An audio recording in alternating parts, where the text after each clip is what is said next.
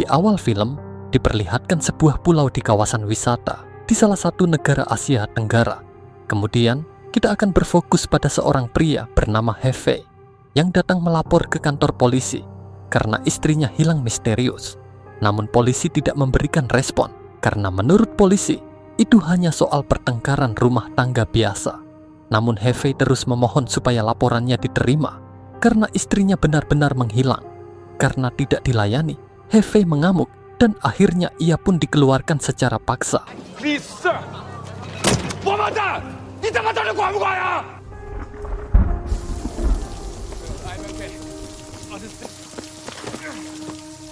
Seketika Hefei pun bingung dan tak tahu harus bagaimana lagi. Hingga tak lama, seorang polisi lokal keturunan Tiongkok datang menghampirinya. Polisi ini bernama Kapten Zhang. Mengetahui polisi ini adalah orang Cina, Hefei pun meminta tolong supaya mau membantu menemukan istrinya. Zhang pun meminta Hefei tenang dan besok ia akan menyelidikinya. Malam harinya, Hefei merasa tidak tenang. Ia sangat mengkhawatirkan nasib istrinya.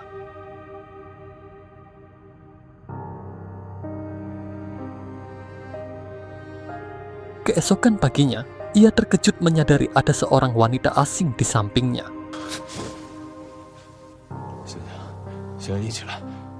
Wanita itu mengaku sebagai istrinya yang bernama Limusi. Hefei pun bingung karena wanita ini bukanlah istrinya. Namun wanita itu meyakinkan bahwa ia adalah Limusi. Supaya Hefei percaya, wanita ini pun memperlihatkan foto mereka berdua di ponselnya. Hingga tak lama, Kapten Zhang pun datang. Karena Fei tidak mengakui wanita itu adalah istrinya, Zhang pun meminta wanita itu memperlihatkan paspornya. Dan di sana tertulis nama Limusi. Lalu Zhang meminta Hefei memperlihatkan paspornya juga. Dan setelah diperiksa, kedua paspor itu memiliki riwayat perjalanan yang sama. Dan semua identitasnya sesuai. Musi mengaku sengaja pergi karena ia kesal pada suaminya. Hingga kemudian ia pun memutuskan kembali. Hefei membantah pengakuan wanita itu dan menyebutnya sebagai pembohong. Kemudian Hefei menanyakan soal riwayat hubungan mereka. Wanita itu pun menjawab dengan benar, mulai dari awal pertemuan hingga melangsungkan pernikahan, lengkap dengan tanggal dan tempatnya. Sampai di sini Kapten Zhang memutuskan menghentikan penyelidikan dan menganggap Hefei sedang berhalusinasi. Apalagi pengakuan karyawan hotel semakin memperkuat jika wanita itu adalah Limusi istrinya.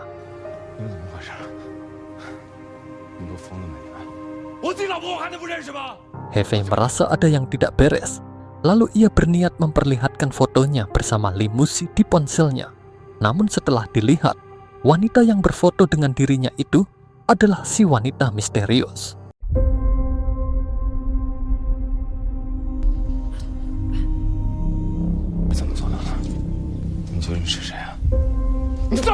Hefei tidak menyerah.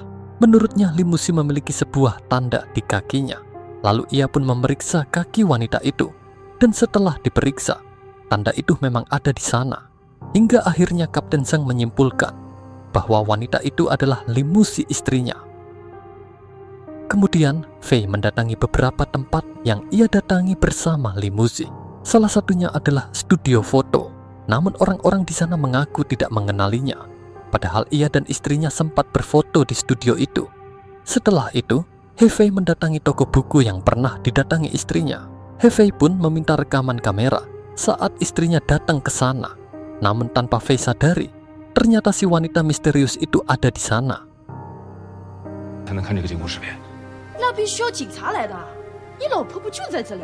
Si pemilik toko tidak bisa memperlihatkan rekamannya, kecuali jika diminta oleh polisi.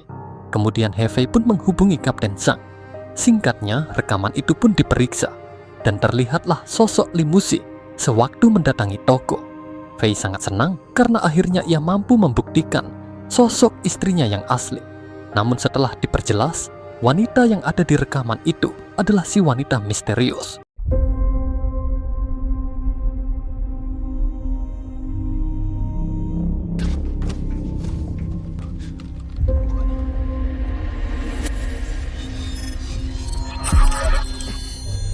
Karena pikirannya stres, ia pun mengambil pil penenangnya namun wanita itu merampasnya.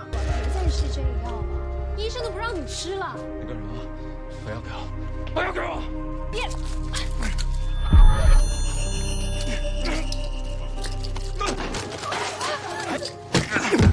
说，这药怎么回事？放开我！不说把人带走了。别！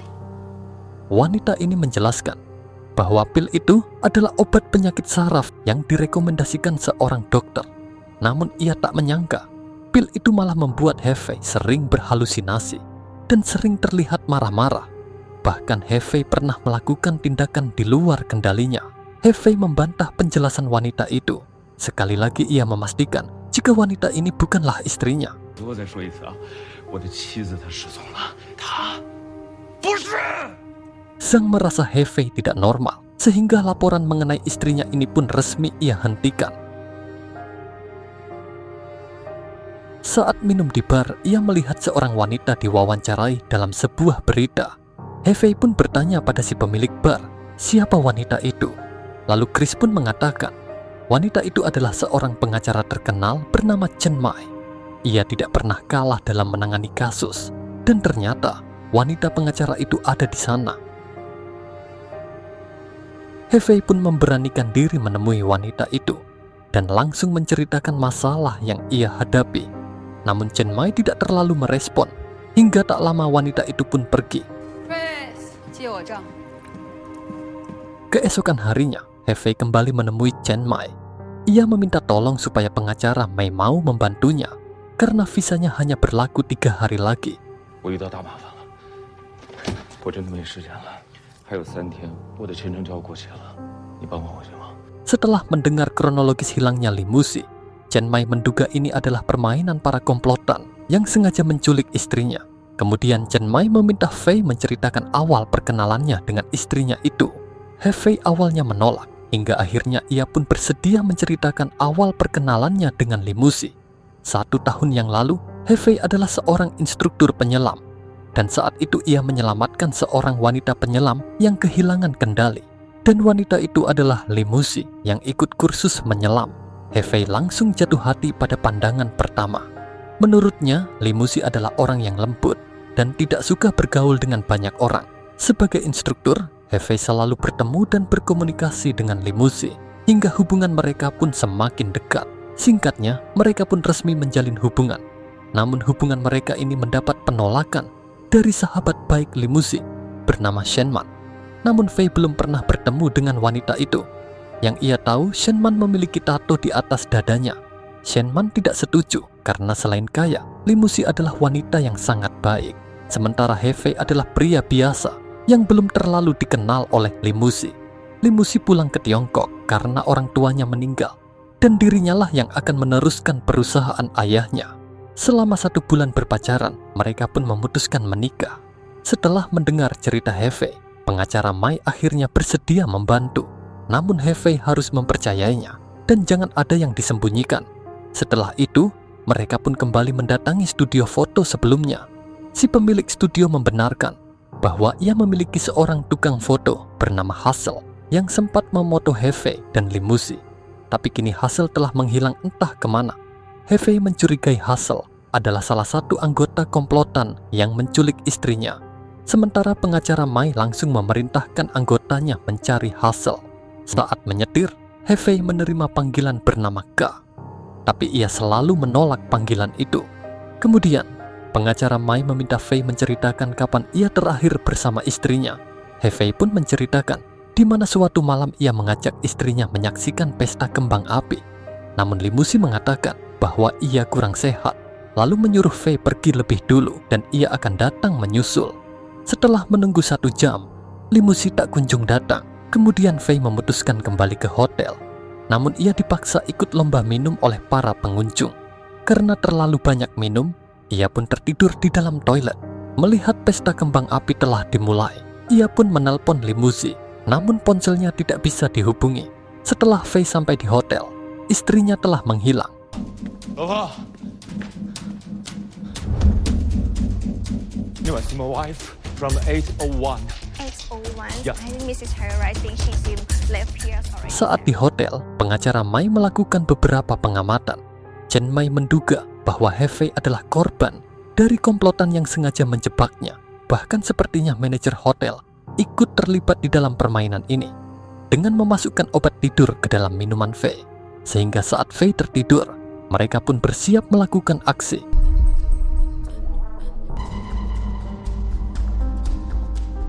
Wanita itu masuk ke dalam kamar lalu mencuri data Hefei dan Limusi. Kamera pengawas itu sepertinya telah mereka kondisikan.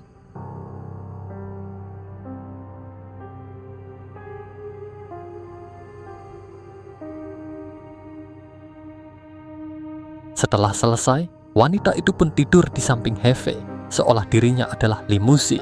Menurut pengacara Mai, mereka harus mencari tahu siapa wanita misterius itu.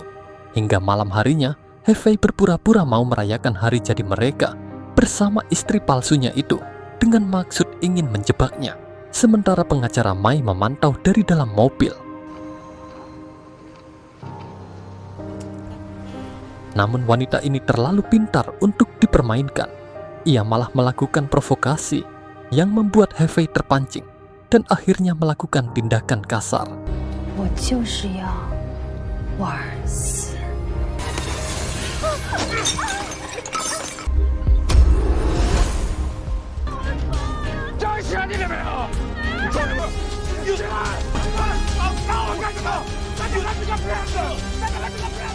Rencana mereka pun jadi berantakan.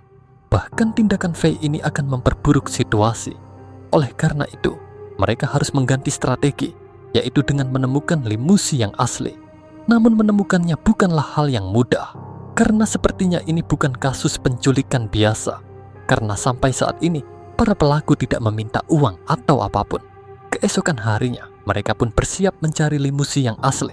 Namun saat dalam perjalanan, mereka diikuti mobil lain yang dikendarai seorang pria bertato. Menyadari hal itu, Chen Mai pun memacu kecepatannya dan berhasil lolos dari kejaran pria itu.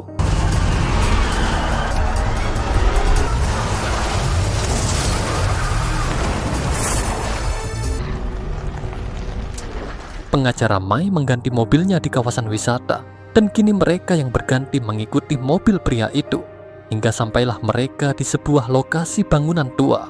Setelah pria itu kembali pergi, mereka pun masuk ke dalam bangunan itu. Ternyata bangunan ini adalah lokasi persembunyian para komplotan yang dicurigai menculik Limusi, di mana Hefei melihat banyak paspor palsu di atas meja. Bahkan paspor miliknya dan Limusi yang asli ada di sana. Sedangkan pengacara Mei melihat artikel berita mengenai perusahaan Limusi yang telah bangkrut. Bahkan Mai melihat foto Hefei saat bermain judi. Tak lama, aksi mereka ini pun diketahui.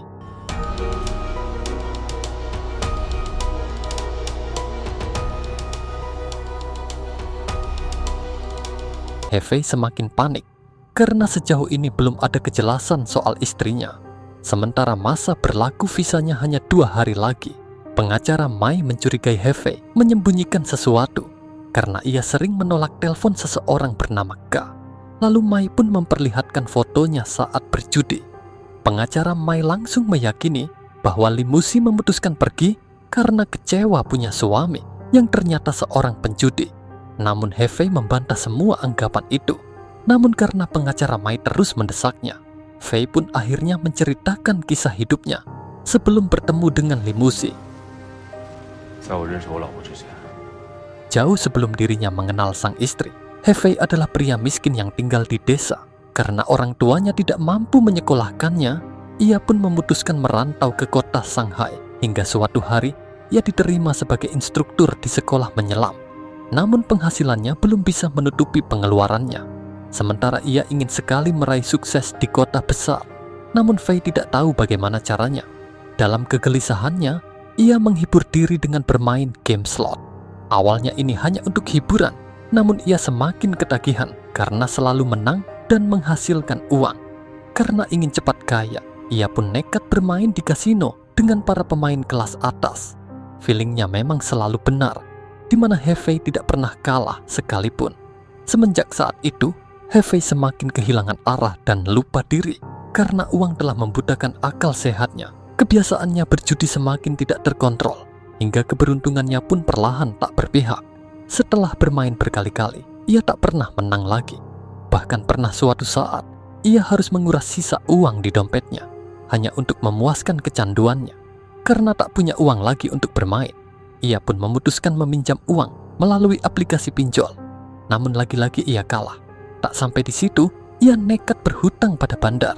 Tapi bukannya menang, ia malah mendapat siksaan karena ia tak mampu melunasi hutangnya.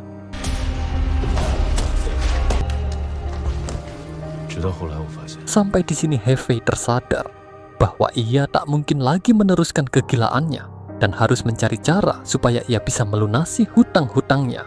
Karena semakin tertekan, Fei pun mengkonsumsi pil penenang. Dan di fase inilah ia bertemu dengan Limusi yang seolah menjadi cahaya yang menyinari kegelapannya. Mereka pun menjalin hubungan dan saling mencintai. Sebelum menikah, Hefei berterus terang mengenai masalah hidupnya.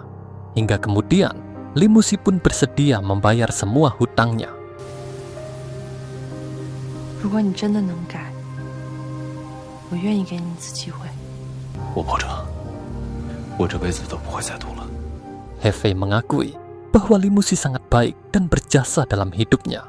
Karena itulah ia memutuskan berhenti berjudi. Setelah menikah, Hefei diangkat menjadi direktur di perusahaan istrinya dan mereka pun hidup bahagia. Pengacara Mai bertanya, kalau Hefei memang tak pernah lagi berjudi, lalu kenapa kasino itu selalu menghubunginya? Fei beralasan bahwa mereka ingin dirinya kembali bermain. Hefei menegaskan bahwa setelah menikah, ia tak pernah lagi berjudi dan menghilangnya Limusi tidak berkaitan dengan ini. Keesokan harinya mereka kembali bertemu. Pengacara Mai memberikan hasil temuannya, di mana pria yang pernah mengikuti mereka itu adalah penjahat spesialis penculik para pengusaha, lalu memindahkan aset mereka ke luar negeri. Dan Mai juga mengatakan bahwa ia telah menemukan hasil si fotografer yang sempat memoto Fei dan Limusi. Tapi sepertinya Mai mulai ragu untuk melanjutkan kasus ini. Ia menyarankan Hefei kembali ke Tiongkok dan lupakan apa yang terjadi di negara ini. Namun Hefei menolak saran pengacaranya itu karena ia yakin misteri hilangnya sang istri akan segera terjawab. Apalagi satu demi satu bukti telah mereka temukan. Singkatnya, mereka pun mendatangi Hassel dengan membawa uang imbalan supaya ia mau menyerahkan foto Hefei dan Limusi.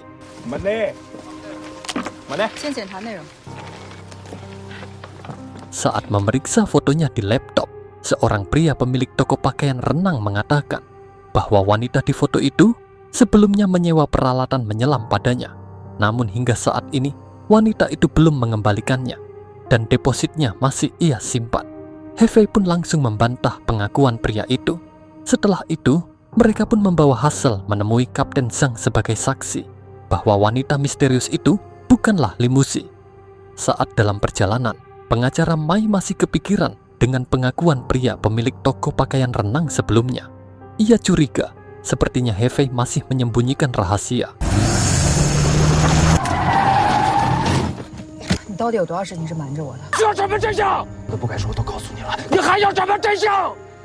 Karena kesal terus dicurigai, Hefei turun dari mobil lalu mengajak Hassel menemui Kapten Zhang tanpa pengacara Mai.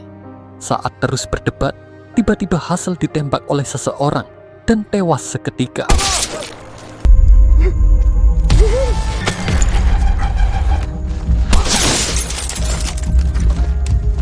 Namun sialnya, tas laptop itu tertinggal, sementara pria misterius itu terus menyerang mereka.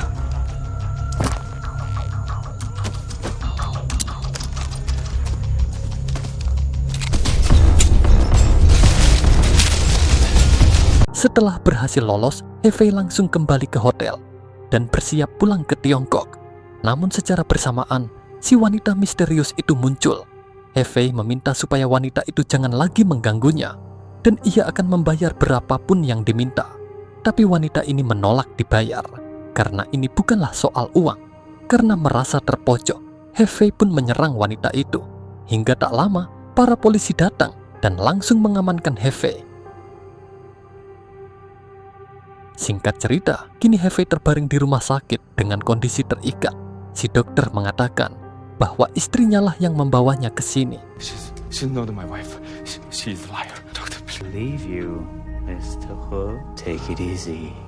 Setelah itu, Hal yang mengejutkan pun terjadi ketika Kapten Zhang muncul bersama si wanita misterius, disusul oleh pria yang sebelumnya mengejar mereka. Dan ternyata mereka semua adalah satu komplotan.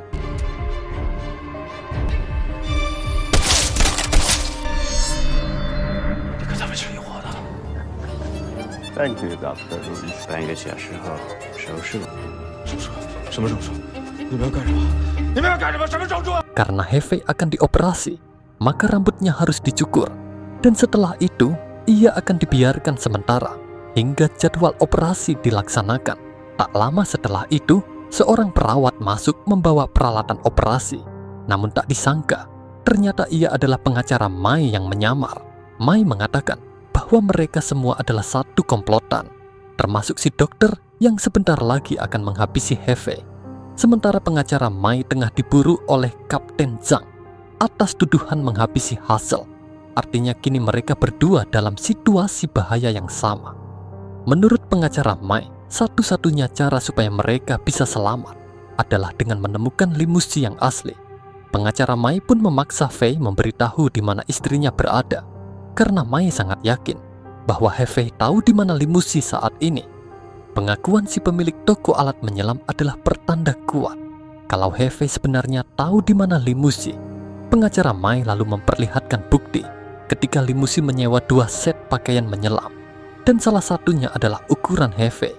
Bahkan Hefei diketahui meminta pada Chris si pemilik bar supaya menyediakan 2 kursi yang mengarah ke pesta kembang api, karena Fei ingin memberikan kejutan untuk istrinya. Namun Hefei mengatakan hal yang berbeda pada limusi. Ia malah mengajak istrinya menyelam untuk melihat pemandangan bintang dari dalam laut. Hefei menyuruh limusi menyewa alat menyelam dan menunggunya di pinggir pantai, sementara ia beralasan ingin menemui seorang rekan bisnisnya di bar terlebih dahulu. Hal ini ia lakukan supaya dirinya seolah berada di bar malam itu. Lalu ia pura-pura mabuk dan tidur di toilet, tapi itu semua hanyalah tipuan supaya ia bisa keluar lewat jendela menyusul limusi. Setelah itu, mereka berdua pun menyelam menyaksikan pemandangan bintang dari dalam laut. Namun limusi tidak ikut pulang bersama Hefei. Waktu 80 menit sangat cukup bagi Hefei melakukan aksinya tanpa dicurigai. Setelah itu, Hefei membakar ponsel istrinya dan langsung kembali masuk ke bar lewat jalan yang sama, seolah ia baru keluar dari toilet. Namun Hefei tetap tidak mau mengaku. Kemudian Mai pun mengatakan bahwa ia tidak peduli apapun yang Hefei lakukan pada istrinya. Yang ia pikirkan adalah bagaimana mereka bisa selamat dari para komplotan itu. Mai meminta Hefei tidak perlu takut karena ia akan membantunya lolos dari hukuman. Dan ia akan mengatur supaya seolah-olah limusi tewas karena kecelakaan atau yang lainnya.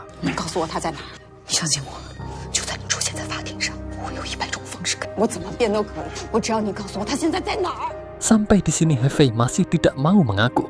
Namun karena pengacara Mai memberitahu jadwal operasi akan dilaksanakan, Hefei pun akhirnya memberitahu bahwa limusi ada di dalam laut di bawah mercusuar.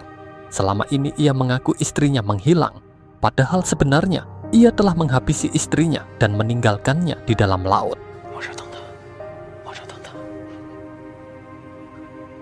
Hefei mengaku terpaksa menghabisinya karena ia kecewa limusi tidak mau melunasi hutangnya. Ternyata setelah menikah pun, Hefei masih bermain judi dan kembali terjerat hutang. Jika ia tidak segera melunasinya, maka para mafia itu akan menghabisinya. Karena ulahnya ini, perusahaan limusi pun bangkrut.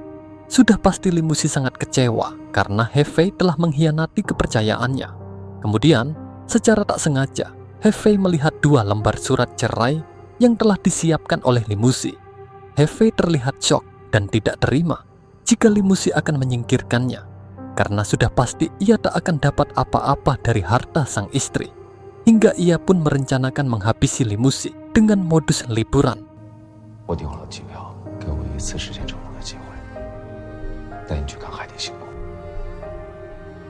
Mendengar pengakuan itu, pengacara Mai sangat syok dan langsung memutuskan pergi. Melihat ada kesempatan, Hefei pun membuka ikatan tangannya dan berusaha melarikan diri, hingga ia pun berhasil keluar dari ruangan itu. Namun ternyata ia berada di sekitaran bangunan tua yang pernah ia datangi bersama pengacara Mai. Dan rumah sakit itu ternyata hanyalah settingan. Kemudian ia pun berlari meninggalkan tempat itu. Ketika membuka pintu, Hefei terkejut melihat kerumunan orang-orang di hadapannya. Ternyata mereka adalah Kapten Zhang, pengacara Mai, si wanita misterius, dokter palsu, bahkan Hazel masih hidup dan ikut dalam komplotan ini. Kemudian, pengacara Mai membuka plester di dadanya dan terlihatlah sebuah gambar tato, yang mana ternyata ia adalah Shenman, sahabat Limuzi. 木子是个什么样的人？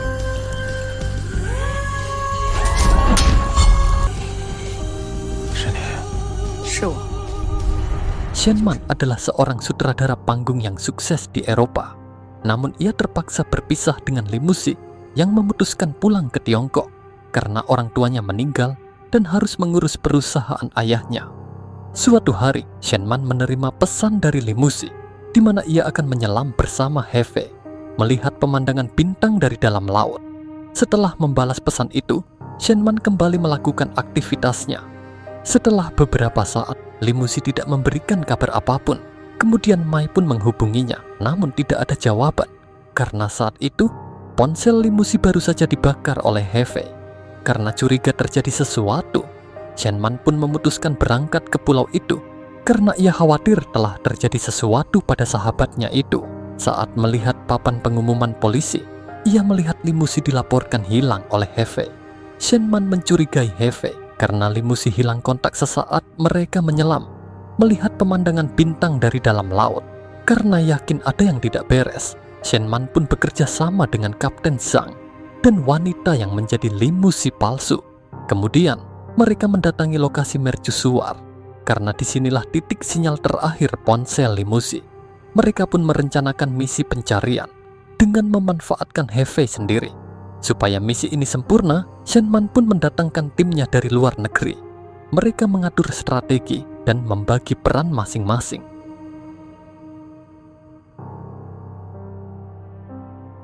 Ternyata, semua tempat yang pernah disinggahi oleh Hefei dan Limuzi telah mereka kondisikan supaya mereka ikut dalam permainan ini.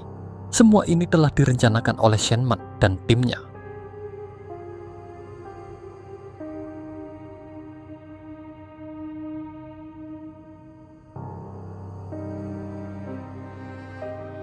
Singkat cerita, Hefei pun akhirnya ditangkap polisi dan akan mempertanggungjawabkan perbuatannya.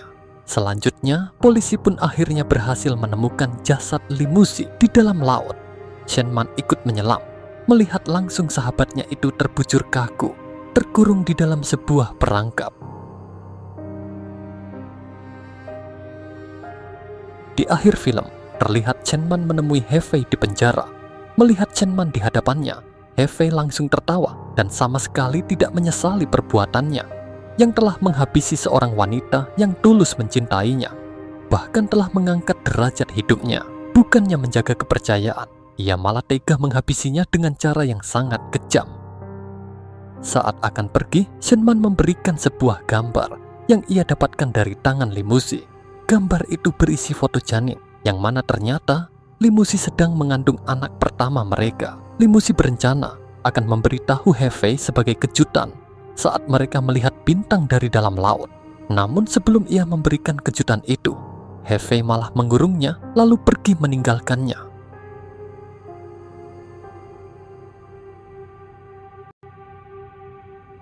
Saat itu, ia telah melambaikan tangan dan memperlihatkan foto calon bayi mereka. Namun suami yang ia cintai dengan tulus malah mengabaikan dan meninggalkannya terkurung tanpa menoleh sedikit pun ke arah Limuzi yang ingin memberikan kejutan untuknya. Mengetahui hal ini, Hefei pun langsung menangis dan seketika menyesali perbuatannya karena ia telah menghabisi wanita tulus yang sedang mengandung anaknya.